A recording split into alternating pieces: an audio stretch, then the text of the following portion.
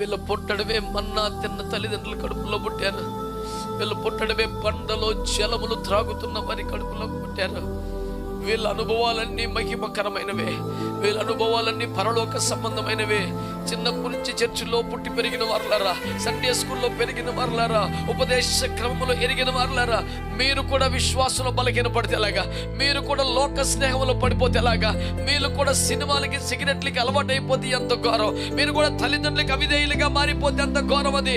మీరు అరణ్యంలో యాత్రానుభవాలలో బండలో నీళ్లు తాగిన వారుగా, మన్నా తిన్నవారుగా, మేకము కింద నడిచిన వారుగా, దూత వెనక నడిచిన వారుగా, మీరు ఐగుప్తీయుల కంటే ప్రత్యేకమైన వారుగా ఉండాలి కదా. మీకు అరణ్యాత్ర అనుభవాలు ఉండాలి తప్ప